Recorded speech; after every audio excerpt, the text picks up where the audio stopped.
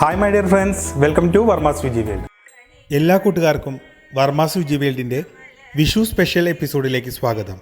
ഒരുപാട് വ്യൂവേഴ്സ് ഏറെ കാലമായി ആവശ്യപ്പെട്ടുകൊണ്ടിരിക്കുന്ന വിഷുക്കട്ടയുടെ റെസിപ്പിയാണ് ഇത്തവണത്തെ ഞങ്ങളുടെ വിഷുക്കൈ നീട്ടം. ഒപ്പം ശർക്കര പാനിയും തൃശ്ശൂർ സ്റ്റൈൽ മാങ്ങാക്കറിയും ഉണ്ടാക്കുന്ന വിധവും കാണാം. ചില സ്ഥലങ്ങളിലൊക്കെ വിഷുവിന് വിഷു കഞ്ഞിയാണ് ഉണ്ടാക്കാറുള്ളത്. എന്നാൽ തൃശ്ശൂർ ഭാഗത്തൊക്കെ ഇതേപോലെ വാഴയിലയിൽ നിരത്തിയിട്ട് കട്ടയായിട്ട് വിഷുക്കട്ട മുറിച്ചെടുക്കാറാണ് പതിവ്. അപ്പോൾ നമുക്ക് കണ്ടു നോക്കാം.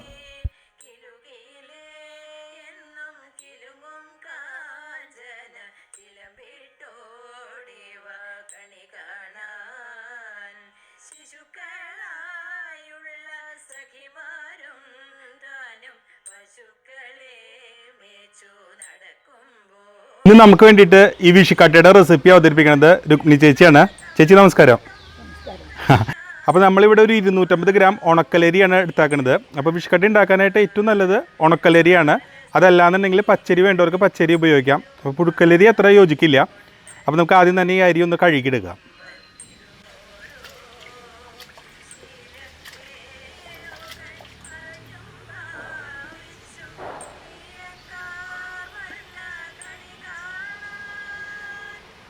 വിഷുക്കട്ട ഉണ്ടാക്കുമ്പോൾ ശ്രദ്ധിക്കേണ്ട മറ്റൊരു കാര്യം, അടി കട്ടിയുള്ള പാത്രങ്ങൾ വേണം വിഷുക്കട്ട ഉണ്ടാക്കാനായിട്ട് തിരഞ്ഞെടുക്കാനായിട്ട്. അപ്പോൾ ഉരുളി പോലത്തെ പാത്രങ്ങളാണെങ്കിൽ കൂടുതൽ നല്ലത്. ഇപ്പോൾ നിങ്ങൾ എടുക്കുന്നത് ഉണക്കലരി ആണെങ്കിലും പച്ചരി ആണെങ്കിലും അതിന് കളി കൂടുതലാണ്. അപ്പോൾ അത് അടി പിടിക്കാനുള്ള സാധ്യതയുണ്ട്. അതുകൊണ്ട് തന്നെ അത് തുടരെ ഇളക്കിക്കൊണ്ടും ഇരിക്കണം. ഇനി ഈ വെള്ളത്തിൽ ഒരു തള വരണ സമയത്ത് നമുക്കതിലേക്ക് അരി ഇടാം. അതിനുശേഷം അരിയുടെ ആദ്യത്തെ വേവ് ഈ വെള്ളത്തിലാണ്. അതായത് അരി ഒരു ഭാഗം വേവാവണ വരെ നമുക്ക് ഈ വെള്ളത്തിൽ വേവിച്ചെടുക്കണം. അപ്പോൾ നന്നായിട്ട് ഈ വെള്ളത്തിൽ കിടന്നിട്ട് അരി തിളയ്ക്കണം. അപ്പോൾ ആദ്യം ഉണക്കലരിയിൽ കുറച്ച് വെള്ളം ചേർത്തിട്ട് നന്നായിട്ട് തിളപ്പിച്ചതിന് ശേഷം നമ്മൾ ഇതിലേക്ക് 2ാം പാല് ചേർക്കുകയാണ്. അപ്പോൾ 2ാം പാൽ എന്ന് പറയുമ്പോൾ നമ്മൾ ഒരു നാളികേരത്തിൻ്റെ 2ാം പാലാണ്. ഇതപ്പോൾ നിങ്ങൾക്ക് കണ്ടാൽ മനസ്സിലാവും. നമ്മളിതിൻ്റെ തനിപ്പാൽ മാറ്റി വെച്ചിട്ടുണ്ട്. ഒരു നാളികേരത്തിൻ്റെ തന്നെ കുറച്ച് വെള്ളം ചേർത്തിട്ടുള്ള ഈ 2ാം പാൽ. 3ാം പാലായിട്ട് നമ്മൾ പിഴിഞ്ഞിട്ടില്ല. 2ാം പാൽ തന്നെ കുറച്ചും വെള്ളം ചേർത്തിട്ട് അടിച്ചെടുക്കുകയാണ് ചെയ്തേക്കുന്നത്. ഇനി നമ്മളിത് ഇതിലേക്ക് ചേർത്ത് കൊടുക്കുകയാണ്. ഇനി ബാക്കിയുള്ള അരിയുടെ വേവ് ഈ പാലിലാണ്, 2ാം പാലിലാണ്.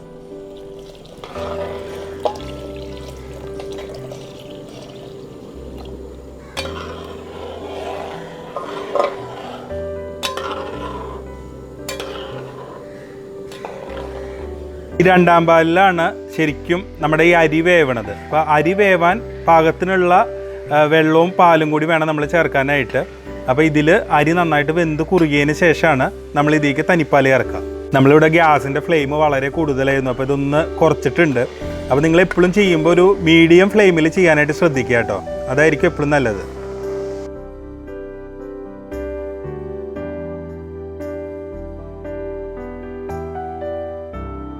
ഇപ്പോൾ ഈ ഉണക്കലരി ഏകദേശം പകുതി വേവ് കഴിഞ്ഞിട്ടുണ്ട്. അപ്പം നമ്മൾ ഇതിൽ ചേർത്തേക്കുന്ന 2ാം പാൽ ഏകദേശം വറ്റിക്കൊണ്ടിരിക്കുകയാണ്. അപ്പോൾ ഈ സമയത്ത് നമുക്ക് ഇതിലേക്ക് 1 സ്പൂൺ നല്ല ജീരകം, ഇത് ഞാൻ ചെറുതായിട്ടൊന്ന് പൊടിച്ചതാണ്, ഇത് നമുക്ക് ചേർത്ത് കൊടുക്കാം. നമ്മൾ ഇതിലേക്ക് തനിപ്പാൽ ഒഴിക്കുകയാണ് കേട്ടോ. അപ്പോൾ ഇത് ഏകദേശം ഇപ്പോൾ ഒരു പകുതി വേവിൽ കൂടുതലായിട്ടുണ്ട്. അപ്പോൾ ഈ ഒരു സമയത്ത് വേണം നമ്മൾ ഇതിലേക്ക് തനിപ്പാൽ ചേർക്കാനായിട്ട്. ഏകദേശം ഒരു 3/4 ഭാഗം വേവിനോട് അടുക്കേണ്ടത്.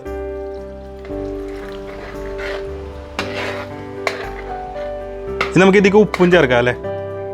ഉപ്പ് നിങ്ങൾ ഓരോരുത്തരും അവരവരുടെ രുചിക്ക് അനുസരിച്ചിട്ട് ചേർക്കാം കേട്ടോ. അപ്പോൾ ഈ ഒരു സമയത്ത് വേണം നമ്മൾ ഇതിലേക്ക് തനിപ്പാൽ ചേർക്കണോട് കൂടിയിട്ട് വേണം നമ്മൾ ഇതിലേക്ക് ഉപ്പും കൂടി ചേർക്കാനായിട്ട്. തനിപ്പാൽ ചേർത്ത് കഴിഞ്ഞിട്ടുണ്ടെങ്കിൽ പിന്നെ നമ്മൾ വളരെ ലോ ഫ്ലെയിമിൽ വേണം ഇത് കുക്ക് ചെയ്യാനായിട്ട്. അപ്പോൾ ഗ്യാസിൻ്റെ ഫ്ലെയിം പരമാവധി കുറച്ച് വയ്ക്കുക. ഈ പാല് വറ്റി കുറുകി വരുന്നതോട് കൂടിയിട്ട് നമ്മുടെ വിഷുക്കട്ട റെഡി ആയിട്ടുണ്ടാവും. അപ്പോൾ നമ്മുടെ വിഷുക്കട്ട ഇവിടെ റെഡി ആയിട്ടുണ്ട്. അപ്പോൾ നമ്മളിത് ഫ്ലെയിം ഓഫ് ചെയ്തിട്ട് അടുപ്പത്തുനിന്ന് വാങ്ങാണ്. അതിനുശേഷം നമ്മളിത് പ്ലേറ്റുകളിൽ പരത്തി വയ്ക്കുകയാണ്. അപ്പോൾ പരത്തിയിട്ട് കാണിച്ചു തരാം. വിഷുക്കട്ട ഉണ്ടാക്കി കഴിഞ്ഞിട്ടുണ്ടെങ്കിൽ ചൂടോടുകൂടി തന്നെ അത് ഇലയിലോ അല്ലാന്നുണ്ടെങ്കിൽ പരന്ന പാത്രങ്ങളിലോ കിണ്ണങ്ങളിലോ ഒക്കെ പരത്തി വയ്ക്കലാണ് പതിവ്. ചൂടാറിയതിന് ശേഷം നമുക്കത് ഇഷ്ടമുള്ള ഷേപ്പിൽ മുറിച്ചെടുക്കാം.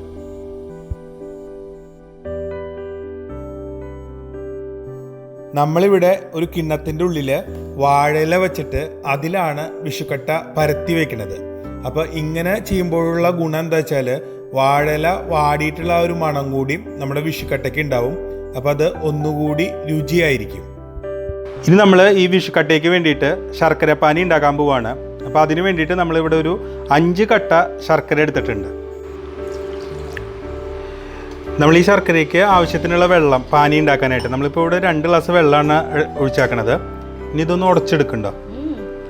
അടുപ്പത്ത് വെച്ചിട്ട് തിളപ്പിക്കാം. ഓക്കെ, ഇതിപ്പോൾ നമ്മുടെ ശർക്കര പാനി റെഡി ആയിട്ടുണ്ട്. ഇപ്പോൾ ഇത് ഏകദേശം ശർക്കരയൊക്കെ അലിഞ്ഞിട്ടുണ്ട്.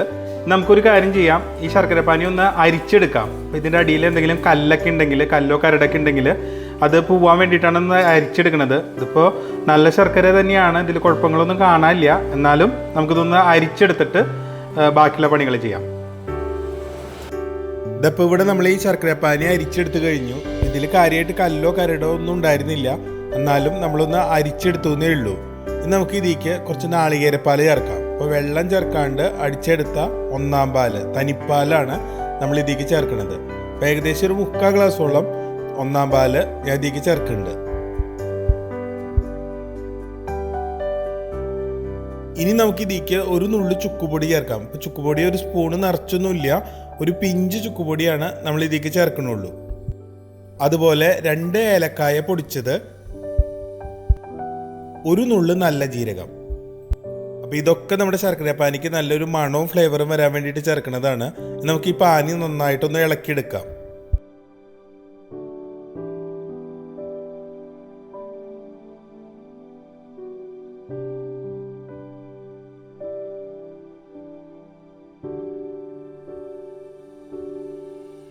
വിഷുക്കട്ട കൂട്ടി കഴിക്കാനുള്ള ശർക്കര പാനി ഇവിടെ റെഡിയായി കഴിഞ്ഞു.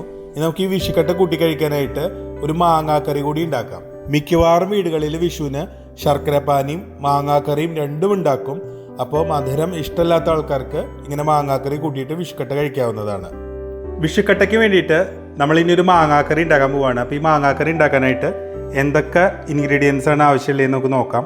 അപ്പോൾ നമ്മളിവിടെ നല്ല ചെനച്ചൊരു 3 മാങ്ങയാണ് എടുത്തേക്കുന്നത്. പുളി കുറഞ്ഞ മാങ്ങകളാണ് എപ്പോഴും മാങ്ങാക്കറി ഉണ്ടാക്കാനായിട്ട് കൂടുതൽ നല്ലത്. അപ്പോൾ നമ്മളിവിടെ ഇങ്ങനെ ചെറിയ കഷ്ണങ്ങളായിട്ട്, വല്ലാണ്ട് ചെറിയ കഷ്ണങ്ങളായിട്ടില്ല, കാരണം ഇത് വെന്ത് ഉടഞ്ഞു പോകുമ്പോൾ സുഖമില്ല. നമുക്ക് ചെറുതായിട്ട് മാങ്ങയുടെ കഷ്ണങ്ങൾ കടിക്കാൻ കിട്ടണം. അപ്പോൾ ആ ഒരു പാകത്തിൽ നമ്മളിവിടെ മാങ്ങയുടെ കഷ്ണങ്ങൾ അരിഞ്ഞെടുത്തിട്ടുണ്ട്. പിന്നെ ഇതിലേക്ക് വേണ്ടത് വേപ്പില. പിന്നെ ഞാൻ പ്രത്യേകം പറയണില്ല, അപ്പോൾ നിങ്ങളുടെ ആവശ്യാനുസരണം വേപ്പില ഇടാം. വേപ്പില എത്ര ഇട്ടാലും അതിനൊരു മണമാണ്. അപ്പോൾ നമ്മളിവിടെ ഒരു 2 തണ്ട് വേപ്പില എടുത്തിട്ടുണ്ട്. പിന്നെ എടുത്താക്കുന്നത് കുറച്ച് ചെറിയ ഉള്ളി, അതുപോലെ തന്നെ ഒരു കഷ്ണം സബോള. ഇത് രണ്ടും ചെറുതായിട്ട് നുറുക്കിയെടുത്തിട്ടുണ്ട്. അപ്പോൾ നമ്മളിവിടെ ഒരു ചെറിയ സബോളയും അതുപോലെ ഒരു 5-6 ചെറിയ ഉള്ളിയാണ് നുറുക്കിയെടുത്താക്കുന്നത്.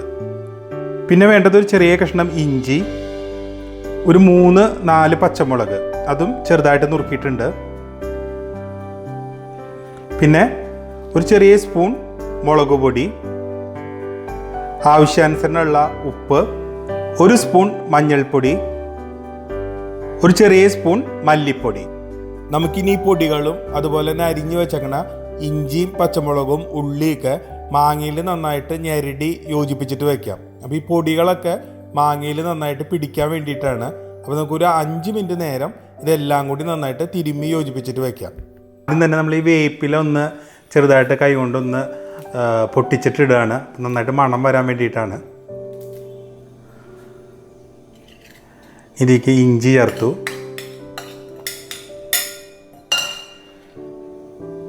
പച്ചമുളക് ഒരു 4 പച്ചമുളക് ഉണ്ട് കേട്ടോ, ചെറുതായിട്ട് നുറുക്കിയത്. വല്ലാണ്ട് എരിവുള്ള പച്ചമുളകല്ല, കാരണം നമ്മൾ ഇതിലേക്ക് കുറച്ച് മുളക് പൊടിയും കൂടി ചേർക്കുന്നുണ്ട്. ഒരു മീഡിയം സൈസ് എരിവ്. ഇനി ഇതിലേക്ക് നമ്മൾ മുളക് പൊടിയാണ്, ഇതൊരു സ്പൂൺ മുളക് പൊടി ഉണ്ടാവും.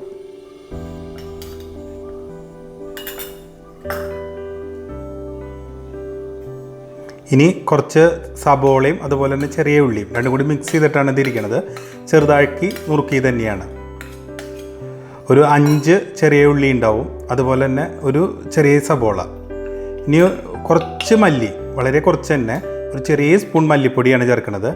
മല്ലിപ്പൊടി കൂടിക്കഴിഞ്ഞിട്ടുണ്ടെങ്കിൽ അതൊരു ചൊയ ഉണ്ടാവും. അപ്പോൾ അതുകൊണ്ട് തന്നെ മല്ലിപ്പൊടി ചേർക്കുമ്പോൾ ശ്രദ്ധിക്കുക, വളരെ ചെറിയ അളവിൽ ചേർക്കുക. അതുപോലെ ഒരു സ്പൂൺ മഞ്ഞൾപ്പൊടി ചേർക്കുകയാണ്. ഇതിന് നല്ല മഞ്ഞ കളർ തന്നെ ആയിരിക്കുക. അപ്പോൾ അതുകൊണ്ട് തന്നെ നന്നായിട്ട് മഞ്ഞൾപ്പൊടി, ഒരു സ്പൂൺ മഞ്ഞൾപ്പൊടി. ഇനി ഇതിലേക്ക് നമ്മൾ ആവശ്യത്തിന് ഉപ്പും കൂടി ചേർത്തിട്ട് നന്നായിട്ട് തിരുമ്മി യോജിപ്പിച്ചെടുക്കും. നമ്മൾ കൈ കൊണ്ട് നന്നായിട്ട് ഞെരടി യോജിപ്പിക്കുകയാണ് ചെയ്യുന്നത്. നമ്മൾ അങ്കമാലി മാങ്ങാക്കറിയൊക്കെ ഉണ്ടാക്കണ പോലെ നമ്മുടെ തൃശ്ശൂർക്കാരുടെ വിഷുക്കട്ടയുടെ സ്പെഷ്യൽ മാങ്ങാക്കറിയാണ് ഇപ്പോൾ ഉണ്ടാക്കുന്നത്.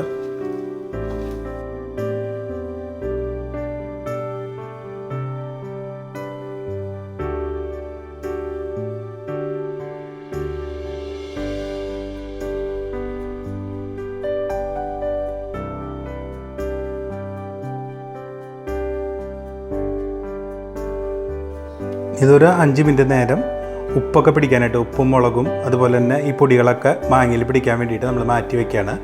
അതിനുശേഷം നമുക്കിതിൻ്റെ ബാക്കിയുള്ള പണികൾ തുടങ്ങാം. അപ്പോഴേക്ക് നമ്മളിവിടെ ഒരു നാളികേരത്തിൻ്റെ 1-ാം പാലും അതുപോലെ തന്നെ 2-ാം പാലും അത് രണ്ടും നമ്മൾ പിഴിഞ്ഞെടുക്കണം. അപ്പോൾ നമുക്ക് ഈ മാങ്ങയിൽ ഉപ്പും അതുപോലെ തന്നെ പൊടികളൊക്കെ പിടിക്കുന്ന സമയം കൊണ്ട് ഇതിലേക്ക് വേണ്ട മാങ്ങാക്കറിക്ക് വേണ്ട പാല് റെഡിയാക്കാം. അപ്പോൾ നമ്മൾ മാങ്ങാക്കറി ഉണ്ടാക്കാൻ തുടങ്ങുകയാണ്. നമ്മൾ ഈ തിരുമ്മി വെച്ചേക്കണ മസാലകളൊക്കെ തിരുമ്മി വെച്ചേക്കണ മാങ്ങാ കഷ്ണങ്ങൾ ചട്ടിക്ക് ഇട്ടു. എപ്പോഴും ഇതുപോലത്തെ കറികൾ മാങ്ങാക്കറി ആയാലും അങ്കമാലി മാങ്ങാക്കറി ആയാലും ഇതൊക്കെ ചട്ടിയിൽ ഉണ്ടാക്കുമ്പോഴായിരിക്കും ഒരു പ്രത്യേക രുചി ഉണ്ടാവുക. നമ്മളിത് ഒരു നാളികേരത്തിൻ്റെ 2-ാം പാലും 1-ാം പാലും എടുത്തിട്ടുണ്ട്. ഇതിലെ 2-ാം പാലിലാണ് നമ്മളിപ്പോൾ ഈ മാങ്ങ വേവിക്കാൻ പോണത്. അപ്പോൾ മാങ്ങയ്ക്ക് വല്ലാണ്ട് വേവൊന്നുമില്ല കേട്ടോ. ഒരു 5 മിനിറ്റ് നേരം മതി. നന്നായിട്ട് തിളച്ച് വരുമ്പോഴേക്കും മാങ്ങ വെന്തിട്ടുണ്ടാവും. ഇതിപ്പോൾ നമ്മൾ മാങ്ങയുടെ തൊലിയൊക്കെ കളഞ്ഞിട്ടാണ് ചെത്തിയെടുത്താക്കണത്. അപ്പോൾ അതുകൊണ്ട് തന്നെ പെട്ടെന്ന് മാങ്ങ വെന്ത് കിട്ടും.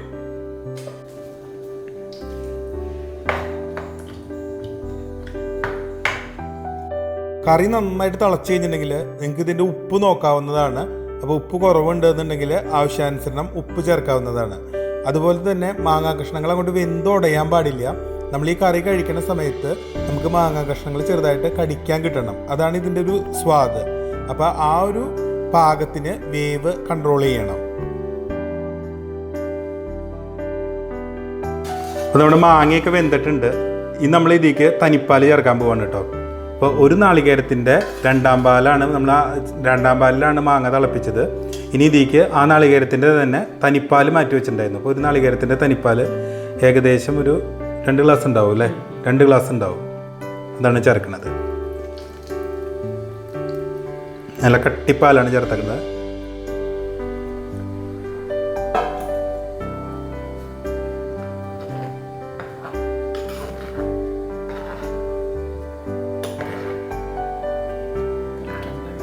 ആ 1-ാം പാൽ അഥവാ തനിപ്പാൽ ചേർത്ത് കഴിഞ്ഞിട്ടുണ്ടെങ്കിൽ പിന്നെ നമ്മുടെ കറി തിളയ്ക്കാൻ പാടില്ല. ചെറിയൊരു പത വരുമ്പോൾ തന്നെ നമ്മൾ ഫ്ലെയിം ഓഫ് ചെയ്യണം. പിന്നെ പ്രത്യേകിച്ച് ഇതുപോലത്തെ ചട്ടികളിലൊക്കെ നമ്മൾ കറി ഉണ്ടാക്കുമ്പോൾ അതിൻ്റെ ഒരു ഗുണം എന്താ വെച്ചാൽ കുറേ നേരം നമ്മൾ ഗ്യാസിൻ്റെ ഫ്ലെയിം ഓഫ് ചെയ്താലും ചട്ടിയിൽ ചൂട് നിലനിൽക്കുന്നുള്ളതാണ്. അപ്പോൾ നമ്മുടെ കറിയുടെ ബാക്കിയുള്ള ഭാഗം ഈ ചട്ടിയിൽ ഇരുന്ന് തന്നെ ആയിക്കോളും. ഇനി നമുക്ക് ഈ കറിക്ക് കുറച്ച് കടുകും മുളകും അതുപോലെ തന്നെ 2 ചെറിയ ഉള്ളി ചെറുതായിട്ട് നുറുക്കിയതും ഒരു തണ്ട് വേപ്പിലയും കൂടി താളിച്ച് ചേർക്കാം.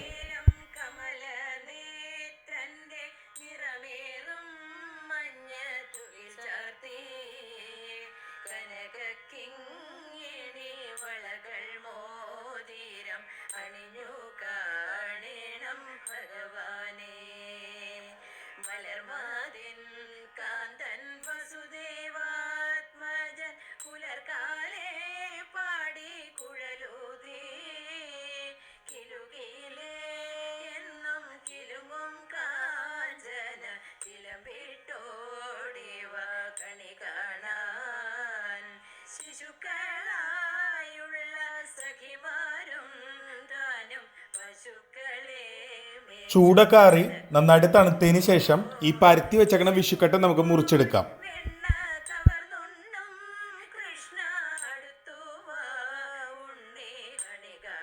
വിഷുക്കട്ടയുടെ മുകളിലേക്ക് ശർക്കര പാനി ഒഴിച്ചിട്ട് പപ്പടം ചേർത്തിട്ട് വേണം ആദ്യം കഴിക്കാനായിട്ട്.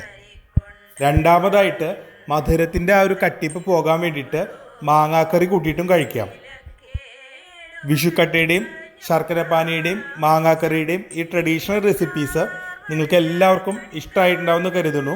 എല്ലാവരും ഉണ്ടാക്കി നോക്കണം. അതിനുശേഷം നിങ്ങളുടെ അഭിപ്രായങ്ങളൊക്കെ ഞങ്ങളെ അറിയിക്കാം. അപ്പോൾ എല്ലാ കൂട്ടുകാർക്കും ഞങ്ങളുടെ ഹൃദയം നിറഞ്ഞ വിഷു ആശംസകൾ നേരാണ്. അപ്പോൾ ഇനി നമുക്ക് വീണ്ടും കാണാം മറ്റൊരു പുതിയ വിഭവമായിട്ട്. അതുവരെ ബായ്.